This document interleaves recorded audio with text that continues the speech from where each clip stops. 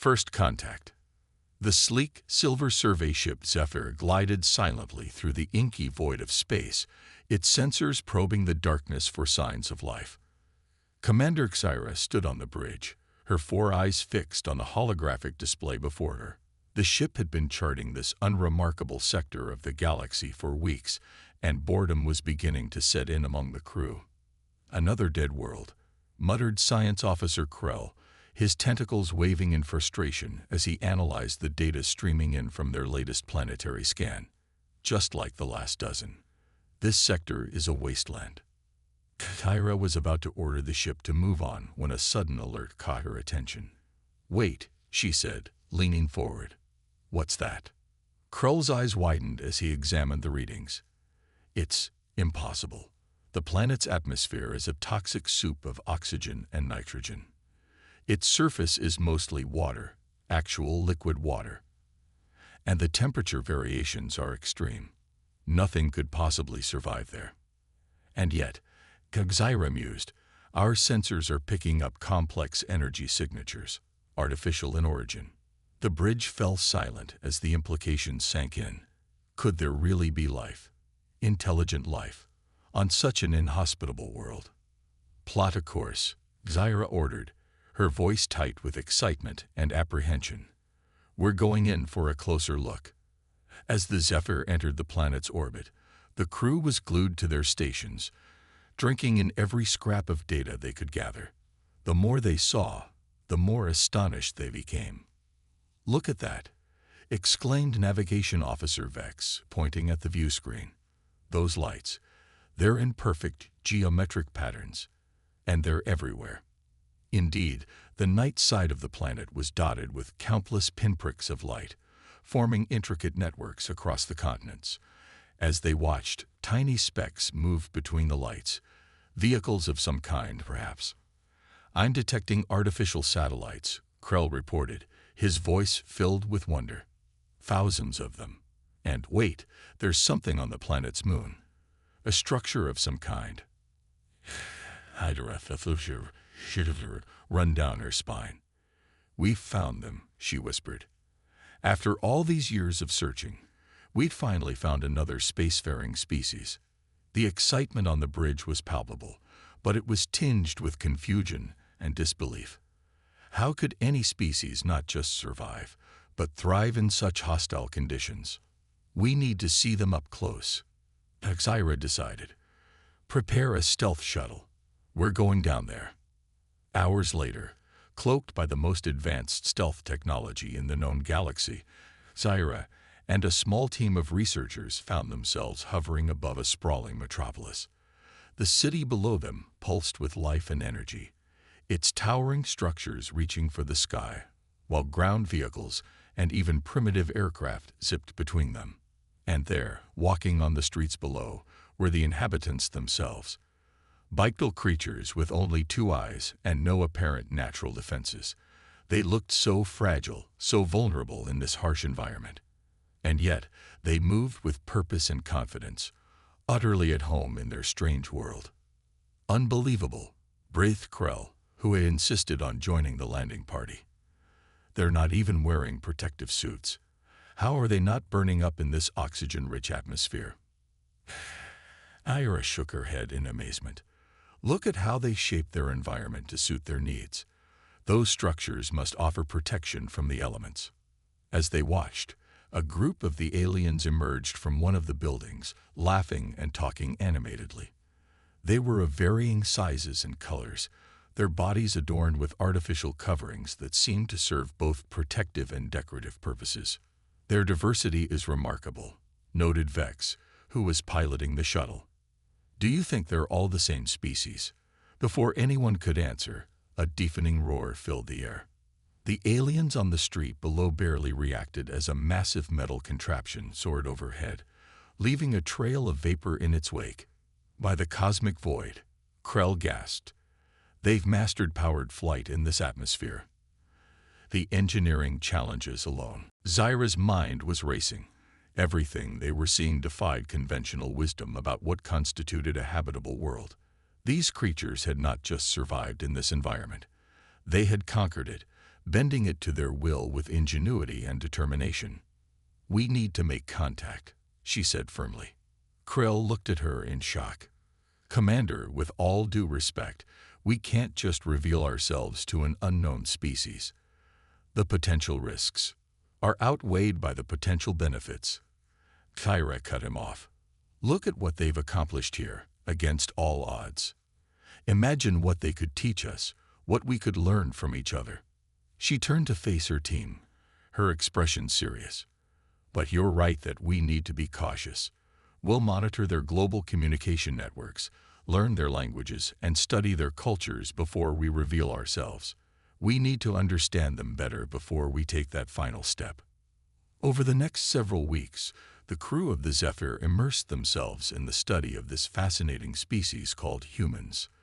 They marveled at humanity's resilience, their ability to adapt to almost any environment on their diverse planet. They watched in awe as humans explored the depths of their oceans, scaled the highest mountains, and even sent their own kind into the unforgiving vacuum of space. But it wasn't just humanity's physical adaptability that impressed the aliens. They were captivated by human art, music, and literature.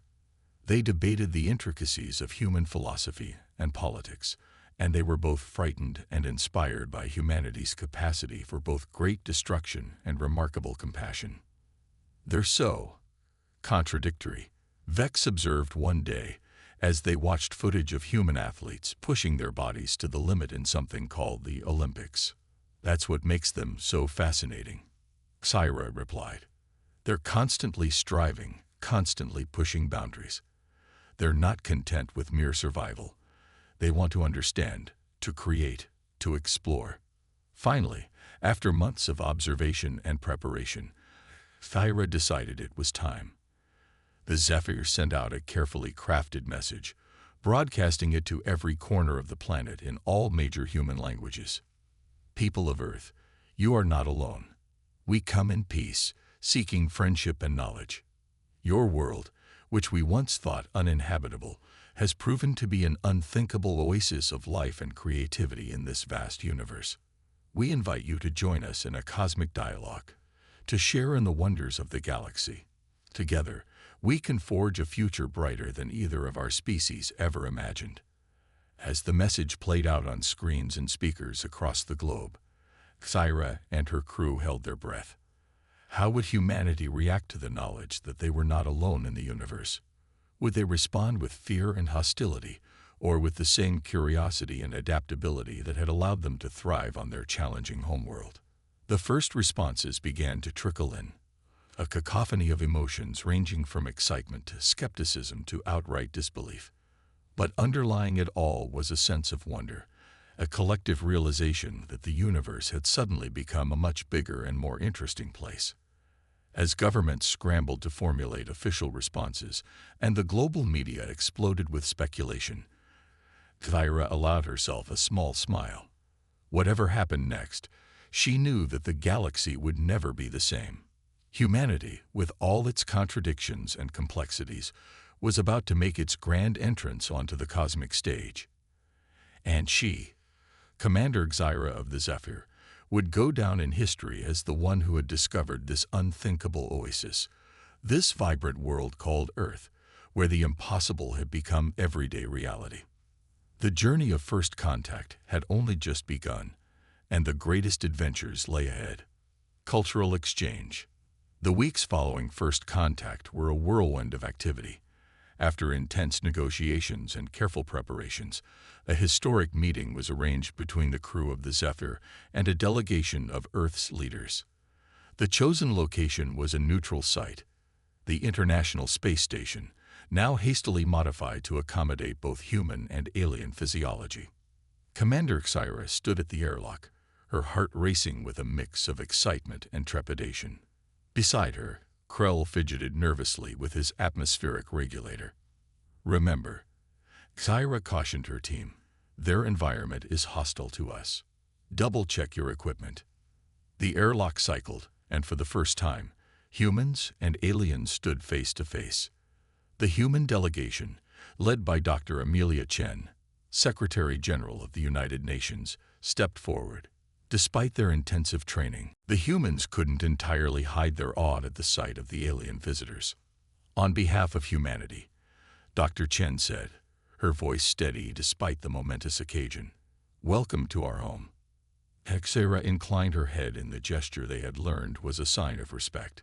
"We are honored to be here," she replied, the words carefully formed by her translation device. "We come seeking friendship and understanding." As the two groups began to mingle, the differences between them became even more apparent. The aliens marveled at the humans' ability to move so freely in what, to them, was a dangerously oxygen-rich atmosphere. The humans, in turn, were fascinated by the aliens' additional limbs and eyes, perfectly adapted for life in the low-gravity environments common on their worlds. Over the next few days, both sides engaged in intensive information exchange.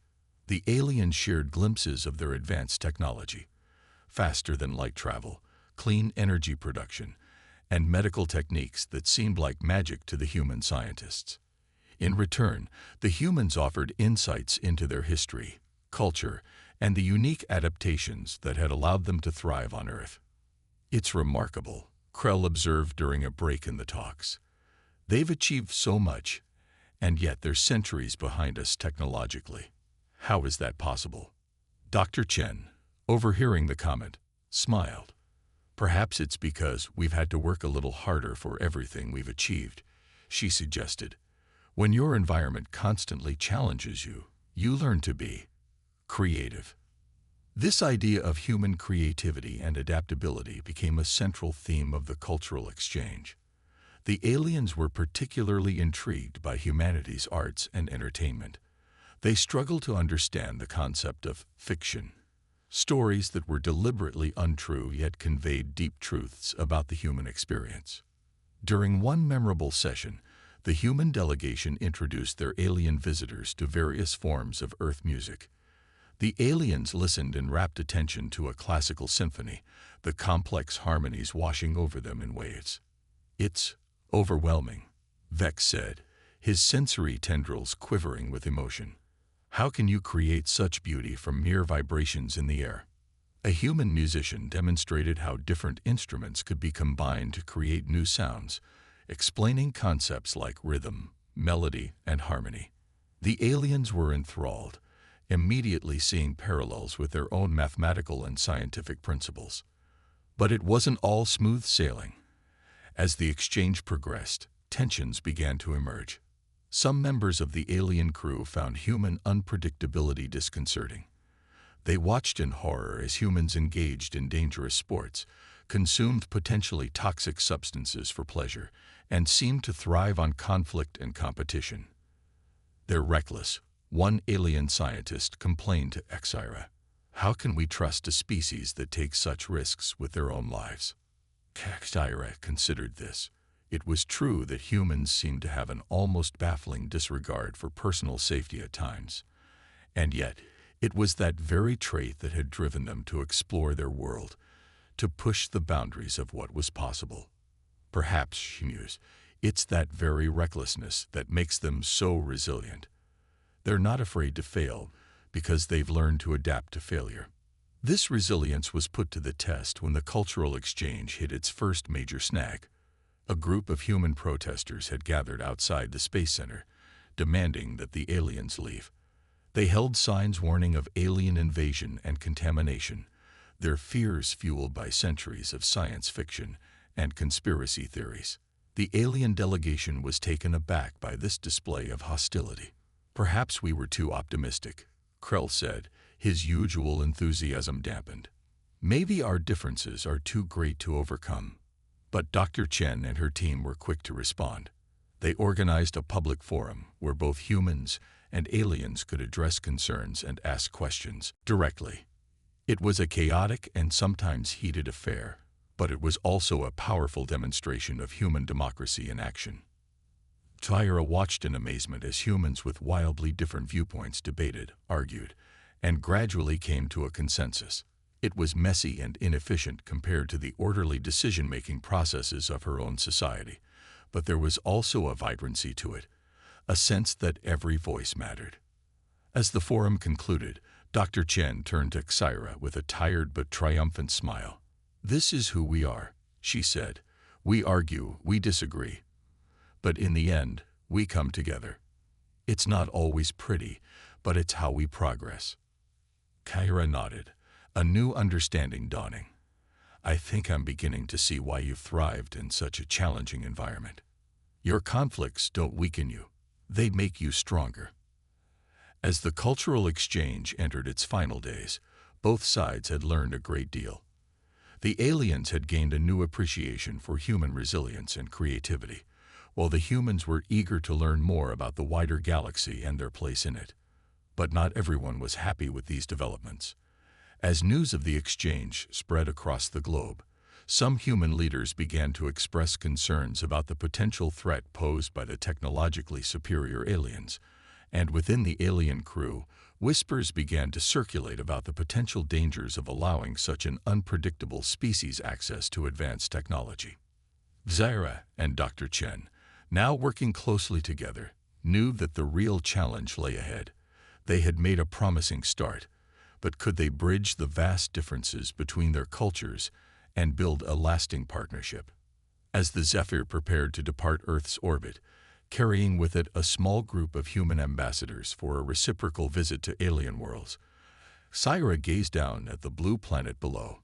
It was still, in many ways, an unthinkable oasis, a world that defied conventional wisdom about what was possible. But perhaps that was exactly what the galaxy needed. As the Earth receded from view, Xyra felt a sense of both excitement and trepidation about what lay ahead. The journey of discovery had only just begun, and the greatest challenges and opportunities were yet to come. The next phase would be crucial. As they traveled to the heart of galactic civilization, the humans would face their greatest test yet. How would the wider galactic community react to these strange, resilient beings from a world that should never have harbored life? The galactic trial awaited, and the future of both humanity and the aliens hung in the balance. The galactic trial, the journey to the heart of galactic civilization, was a revelation for the human ambassadors aboard the Zephyr. They marveled at the vastness of space, the beauty of alien worlds, and the diversity of life forms they encountered. But as they approached the massive space station that served as the seat of the Galactic Council, a sense of trepidation settled over both the humans and their alien hosts. Dr. Amelia Chen stood at the viewports, her eyes wide as she took in the sight of the station, a sprawling structure of gleaming metal and pulsing energy fields, home to representatives from thousands of worlds. "It's incredible," she breathed. "I never imagined." Commander Xyra placed a reassuring hand on her shoulder. "Remember, you've earned your place here. Your species has achieved something remarkable." But as they docked and made their way to the council chambers, it became clear that not everyone shared Xyra's positive view of humanity. Alien diplomats from various species watched the human delegation with a mix of curiosity, skepticism, and outright hostility. The council chamber itself was a vast amphitheater, filled with beings of every conceivable shape and size. At the center stood a raised platform where the most influential members of galactic society sat in judgment. High Counselor Zorn, a being of pure energy contained within a shimmering force field, called the session to order. His voice, translated simultaneously for all present, echoed through the chamber. "We are gathered here to consider a matter of great importance," he intoned. "The species known as humans, hailing from the planet Earth, seek admission to our galactic community. We must determine if they are worthy of such an honor." What followed was unlike anything the humans had experienced before. For days, they were subjected to intense questioning, rigorous tests, and probing examinations of their history, culture, and potential. The council marveled at human adaptability, but questioned their wisdom. "You've survived on a world that should have killed you," one member observed, "but at what cost? Your planet bears the scars of your progress." Dr. Chen stood tall, her voice steady as she responded. "We've made mistakes, yes, but we've also learned from them. Our history is one of constant growth and improvement." Another counselor, a multi-limbed being with eyes that swirled like galaxies, raised concerns about human aggression. Your species seems to thrive on conflict. How can we trust that you won't bring war to the stars? This time, it was Captain Michael Okonkwo, a decorated military officer in the human delegation, who stepped forward. Conflict has been a part of our history, he acknowledged, but so has cooperation. Look at how we've united to meet you here today. Our strength lies in our ability to come together in the face of challenges. As the trial progressed, it became clear that humanity had both strong advocates and vehement detractors among the galactic species. Some were fascinated by human creativity and determination. Others saw humans as dangerous, unpredictable, and potentially destabilizing to galactic society. Zira and her crew found themselves acting as bridges between the humans and the Council, trying to explain and contextualize human behavior. Yes, they take risks, Zira argued during one heated debate, but that's what drives them to innovate, to push boundaries. Isn't that what our galactic society needs? But not all of Zira's crew were as supportive. Krell, in particular, seemed to have grown more wary of the humans during their journey. Their potential for destruction is too great, he warned the Council. Give them access to our technology, and who knows what havoc they might wreak. The humans, for their part, were beginning to feel the strain of being under such intense scrutiny. Dr. Chen and her team worked tirelessly, presenting evidence of human achievements, explaining Earth's complex ecosystems, and demonstrating human problem-solving abilities. During one particularly grueling session, the Council presented the humans with a series of ethical dilemmas faced by other species during their own development. The humans debated amongst themselves, sometimes passionately, before presenting their solutions. Fascinating, murmured one counselor. They don't all agree, yet they manage to reach decisions.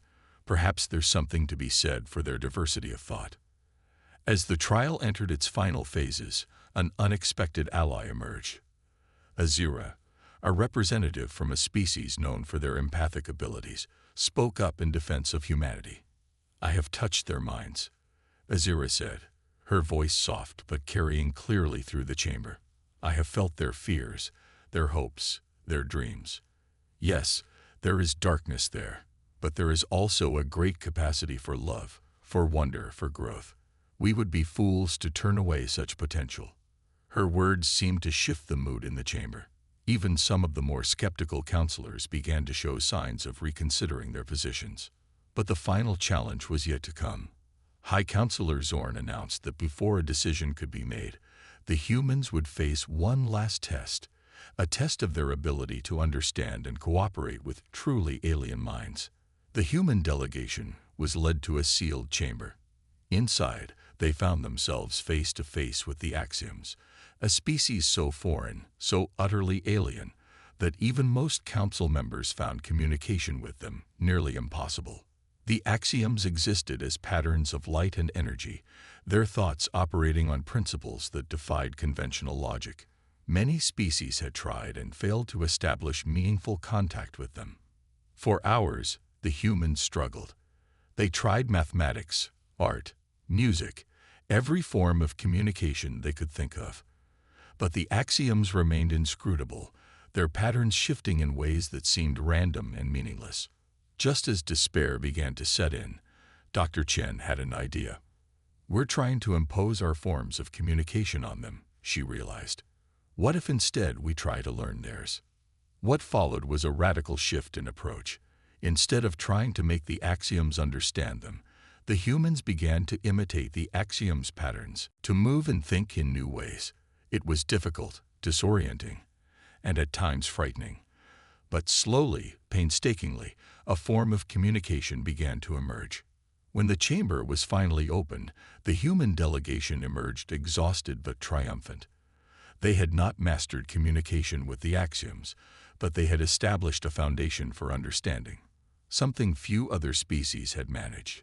The Council was astonished. High Counselor Zorn's energy field pulsed with what seemed to be excitement. In all our years, he said, we have never seen such adaptability. Such willingness to embrace the utterly foreign. Azura stepped forward, her eyes shining. Don't you see? This is what makes them unique. Their world forced them to adapt to countless challenges. That same spirit will serve them, and us, well among the stars. The council chamber erupted in debate. Arguments flew back and forth, species that had been neutral taking sides, opinions clashing and merging. Through it all, the human delegation stood united, tired but proud, knowing they had given their all. Finally, after what seemed like an eternity, High Counselor Zorn called for order. The chamber fell silent as he prepared to deliver the council's verdict, a decision that would shape the future of humanity and potentially change the course of galactic history. As Zorn began to speak, Dr. Chen felt Xyra's hand grasp hers in a gesture of solidarity. Whatever the outcome, Earth and its unlikely allies had proven that the unthinkable was possible. The oasis that was Earth had produced a species ready to take its place among the stars. If only the galaxy would give them the chance. The fate of humanity hung in the balance, and the next words from the High Counselor would determine whether Earth would remain an isolated oasis or become part of a vast, cosmic ocean of life and discovery. Crisis on Novus Prime. The tension in the council chamber was palpable as High Counselor Zorn delivered the verdict. After much deliberation, he announced, his energy form pulsing with each word, "The Council has decided to grant humanity probationary status within our galactic community." A collective exhale seemed to sweep through the human delegation. It wasn't full acceptance, but it was a start, a chance to prove themselves on a galactic stage. However, Zorn continued, "You must understand that this decision was not unanimous. You will be watched closely. Any action that threatens the stability of our society will result in immediate expulsion, or worse." Dr. Amelia Chen stepped forward. Her voice steadied despite the weight of the moment. "We understand, High Counselor. We're grateful for this opportunity, and we won't let you down." As the humans and their alien allies left the council chamber, there was a mix of relief and apprehension. They had passed the trial, but the real test was just beginning. Weeks passed as humanity began its integration into galactic society. Small groups of humans were allowed to visit other worlds, while alien delegations arrived on Earth to establish diplomatic and cultural exchanges. It was a time of incredible discovery and growing understanding between species, but not everyone was pleased with this arrangement. Protests erupted on some worlds, fueled by fear of the unpredictable humans. And on Earth, fringe groups warned of the dangers of alien influence, spreading conspiracy theories and calling for isolation. It was against this backdrop of simmering tension that disaster struck. The alert came in the middle of Earth's night. A distress call from Novus Prime, a frontier colony world on the edge of explored space. The message was fragmented, filled with static, but the fear in the alien voice was clear. Unknown pathogen. Spreading rapidly. Please help. The Galactic Council convened an emergency session. Reports trickled in, each more alarming than the last. A highly aggressive virus was sweeping through Novus Prime, affecting multiple species. The colony's medical facilities were overwhelmed, and quarantine efforts were failing. "We must send aid immediately," urged Azura, the empathic alien who had become one of humanity's strongest advocates. But others were more cautious. "We can't risk spreading this pathogen further," argued a reptilian counselor. "We should quarantine the entire planet until we understand what we're dealing with." As the debate raged, Dr. Chen exchanged a meaningful look with Commander Xyra. They both recognized the opportunity this crisis presented. A chance for humanity to prove its worth to the galactic community. Chen stepped forward. "Earth would like to volunteer our assistance," she said, her voice cutting through the arguments. The chamber fell silent, all eyes turning to her. "We have extensive experience dealing with pandemic situations on our own world. Our medical researchers are highly skilled at rapidly developing vaccines and treatments for new diseases." The council erupted in a mix of surprise, skepticism, and hope. Some welcomed the offer, while others warned of the risks of involving the untested humans in such a critical situation. High Counselor Zorn raised his appendages for silence. "Dr. Chen, are you certain? This mission would be extremely dangerous. There's no guarantee of success, and you would be putting your own people at risk." Chen stood tall. "With all due respect, High Counselor, taking risks to help others is part of who we are. We've faced countless diseases on our own world.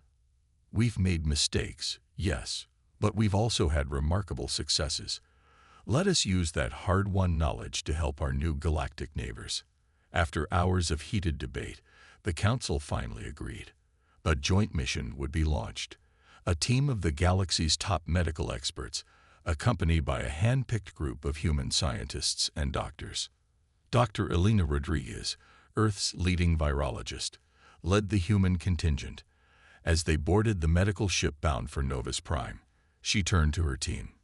"Remember," she said, her eyes bright with determination, "we're not just fighting a virus. We're fighting for humanity's place among the stars. Failure is not an option." The journey to Novus Prime was tense. Alien and human medical experts worked around the clock, reviewing data and preparing strategies. But nothing could have fully prepared them for what they found when they arrived. The colony was in chaos. The streets were empty save for the occasional emergency vehicle rushing by. Makeshift hospitals had been set up in every available space, overflowing with the sick and dying. The air itself seemed heavy with fear and desperation. As the team set up their base of operations, they faced their first major hurdle. The virus was like nothing they had ever seen before. It seemed to mutate rapidly, adapting to bypass the immune systems of multiple species. "It's as if it's learning," muttered Dr. Rodriguez, peering into a microscope. "Every time we think we've got it pinned down, it changes." For days, the team worked tirelessly. Human and alien scientists collaborated, combining their knowledge and approaches in ways never before attempted. They faced setback after setback, watching helplessly as the death toll continued to rise. But slowly, almost imperceptibly at first, they began to make progress.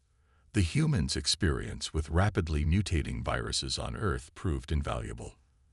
Their out-of-the-box thinking and willingness to try unorthodox approaches led to several breakthroughs. Dr. Rodriguez made a crucial discovery. The virus seemed to communicate between its various strains, allowing it to rapidly share successful mutations. It was this ability that had made it so adaptable and deadly. "If we can disrupt that communication," she explained to the team, her voice hoarse from exhaustion, but eyes bright with excitement, "we might be able to slow its mutation rate long enough to develop an effective treatment." The alien scientists were skeptical at first, but as they delved deeper into the theory, they began to see its potential. Together, they worked to develop a two-pronged approach: a treatment to disrupt the virus's communication ability, followed by a tailored vaccine. As they worked, human empathy and resilience shone through in other ways. Where some alien medical staff had begun to burn out, overwhelmed by the constant loss of life, the humans stepped in. They organized counseling sessions, set up support systems, and even introduced the alien medical workers to the concept of gallows humor as a coping mechanism. "I don't understand," said Krell, who had joined the mission despite his reservations about humans. "How can you laugh at a time like this?" Dr. Jake Okafor, a human surgeon, gave a tired smile. "Sometimes, Krell, laughter is the only thing that keeps us going when things seem darkest. It doesn't mean we're not taking this seriously. It means we refuse to let despair win." Weeks turned into months. The team faced numerous setbacks and moments of near despair, but slowly, inch by inch, they began to turn the tide. The communication-disrupting treatment began to show results, slowing the virus's adaptation rate. This gave them the window they needed to refine and deploy their vaccine. Finally, after what seemed like an eternity of struggle, they had their first day with no new cases. As news spread that the crisis was finally coming under control, the mood on Novus Prime shifted from despair to cautious hope. The human team, working alongside their alien counterparts, had achieved what many had thought impossible. Back on Earth, the reports from Novus Prime were met with jubilation. Humanity had faced its first major galactic challenge and had risen to the occasion. Even some of their staunchest critics in the Galactic Council were forced to acknowledge the vital role the humans had played.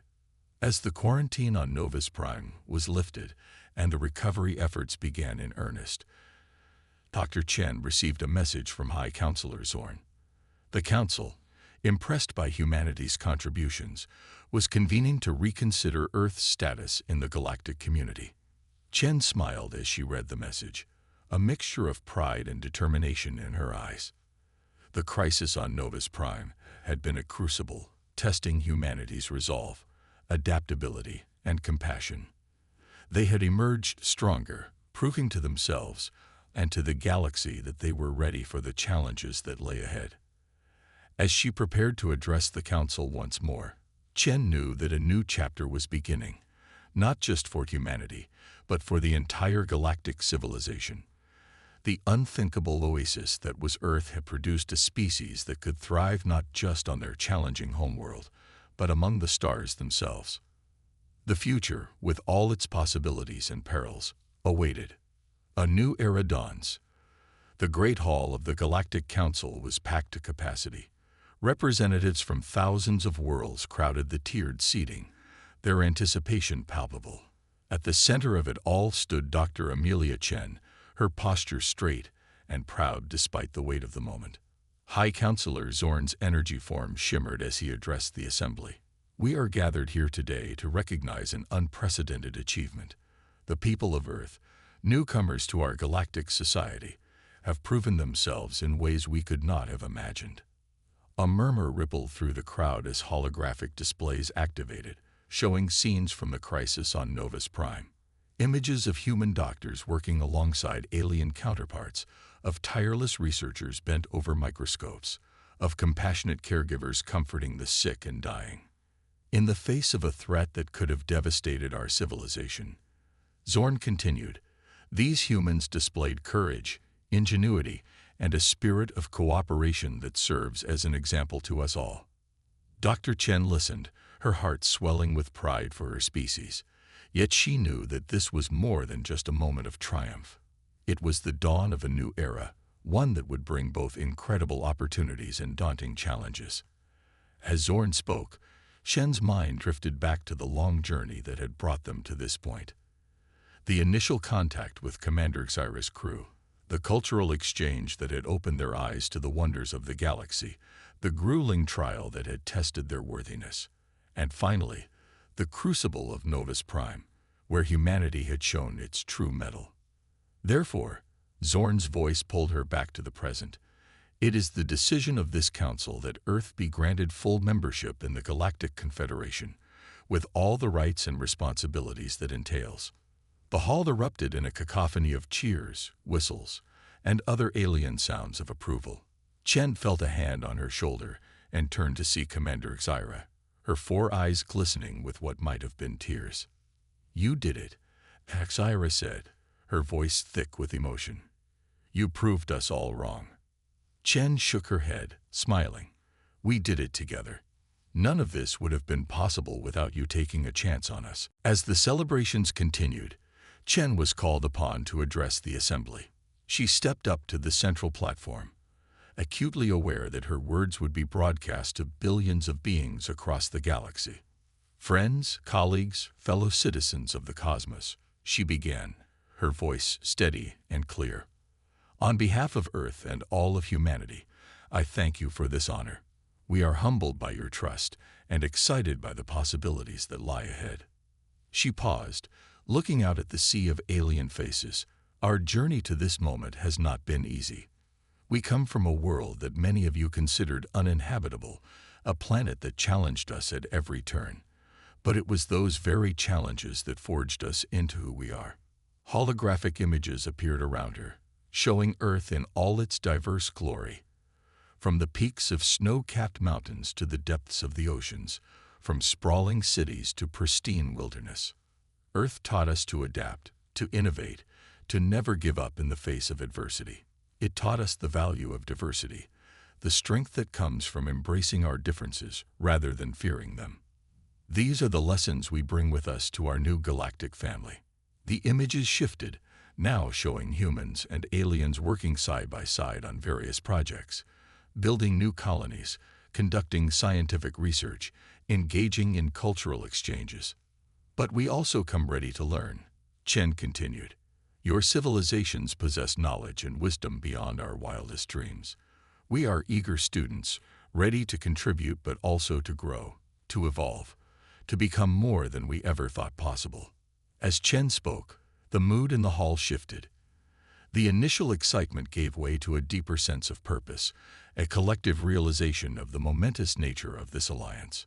Together, Chen said, her voice rising with passion, we can achieve wonders. We can push the boundaries of science and exploration. We can foster understanding between vastly different cultures. We can face the unknown challenges that await us among the stars. She took a deep breath, her final words ringing out clear and strong. The unthinkable oasis that is Earth has prepared us for this moment. We are ready to take our place among you, not just as inhabitants of the cosmos, but as its stewards and explorers.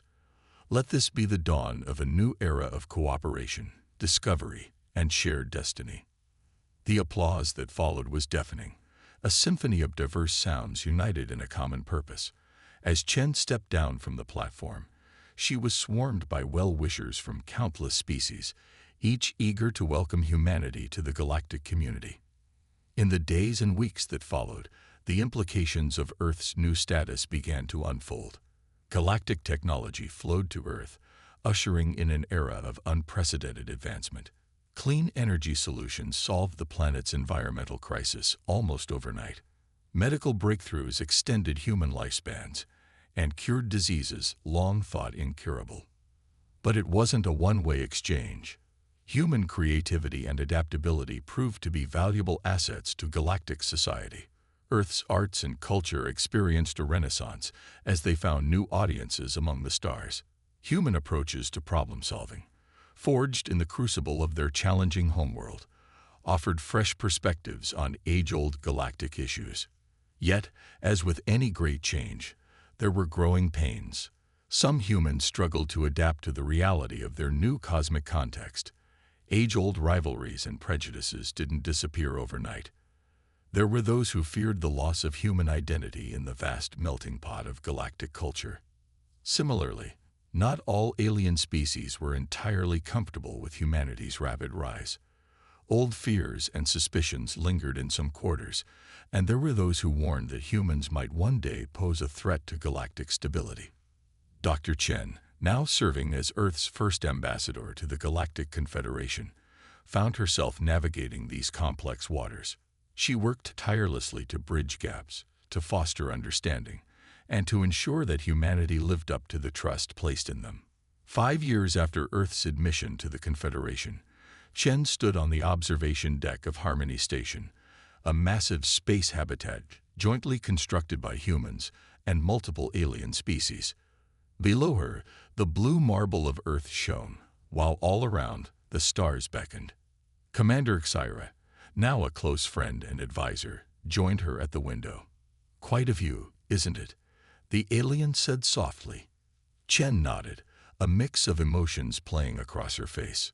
"Sometimes I still can't believe how far we've come.